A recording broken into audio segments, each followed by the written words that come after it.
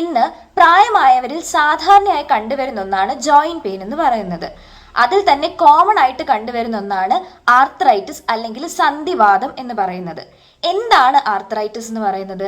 നമ്മുടെ സന്ധികളിൽ നീർക്കെട്ട് അല്ലെങ്കിൽ തേയ്മാനം വരുന്നതിനെയാണ് നമ്മൾ ആർത്രൈറ്റിസ് അല്ലെങ്കിൽ സന്ധിവാതം എന്ന് പറയുന്നത്. ഇത് രണ്ട് ടൈപ്പാണുള്ളത്.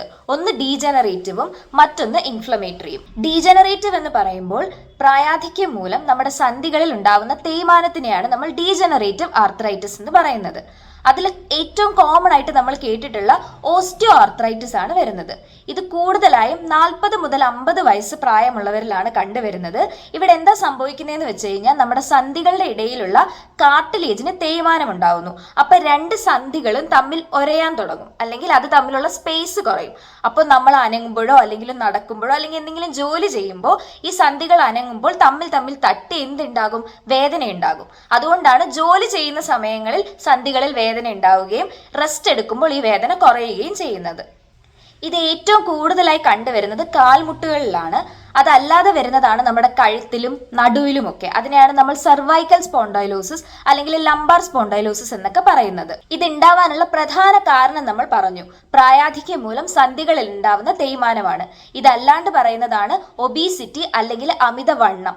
അപ്പൊ ഇത് കുറയ്ക്കാനായിട്ട് നമ്മൾ എക്സസൈസുകൾ ചെയ്യുക.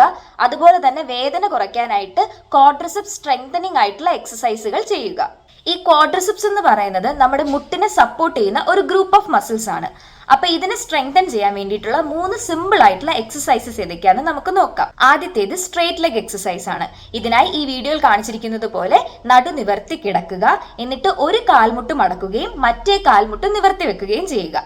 എന്നിട്ട് ഈ നിവർത്തി വെച്ചിരിക്കുന്ന കാൽമുട്ടിനെ പതുക്കെ ഉയർത്തി ഒരു 5 സെക്കൻഡ് നേരം അവിടെ ഹോൾഡ് ചെയ്ത് വെക്കുക. ഇങ്ങനെ ഓരോ കാലിലും ഒരു 10 തൊട്ട് 15 പ്രാവശ്യം റിപ്പീറ്റ് ചെയ്യുക. അടുത്തത് നീ പ്രസ് അല്ലെങ്കിൽ കോഡ്സെറ്റ്സ് ആണ്. ഇതിനായി നമ്മുടെ ഒരു കാൽമുട്ടിന്റെ അടിയിലായിട്ട് ഒരു ടവൽ റോൾ അല്ലെങ്കിൽ പില്ലോ വെക്കുക.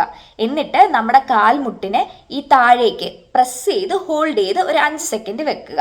ഇങ്ങനെ ഓരോ കാലിലും 10 തൊട്ട് 15 പ്രാവശ്യം റിപ്പീറ്റ് ചെയ്യുക. അടുത്തതായി ചെയർ സിറ്റിംഗ് എക്സസൈസ് ആണ്. അതിനായി ഈ വീഡിയോയിൽ കാണിച്ചിരിക്കുന്നത് പോലെ ചെയറിൽ സ്ട്രെയിറ്റ് ആയിട്ട് ഇരുന്നതിന് ശേഷം ഓരോ കാല് വീതം പൊക്കുക. ഓരോ കാല് പൊക്കി അതിനെ ഒരു 5 സെക്കൻഡ് ഹോൾഡ് ചെയ്യുക. അതിനുശേഷം റിപ്പീറ്റ് ചെയ്യുക. ഇങ്ങനെ ഒരു 10 തൊട്ട് 15 പ്രാവശ്യം ഓരോ കാലിലും ചെയ്യുക. ഈ 3 എക്സസൈസ് വഴി നമുക്ക് നമ്മുടെ ക്വാഡ്രിസെപ്സ് മസിൽസിനെ സ്ട്രെങ്തൻ ചെയ്യാനും നമ്മുടെ ജോയിന്റ് പെയിൻ കുറയ്ക്കാനും അതുപോലെ തന്നെ ജോയിന്റിൽ ഉണ്ടാകുന്ന സ്റ്റിഫ്നെസ് അല്ലെങ്കിൽ മുറുക്കം കുറയ്ക്കാനും സഹായിക്കുന്നു.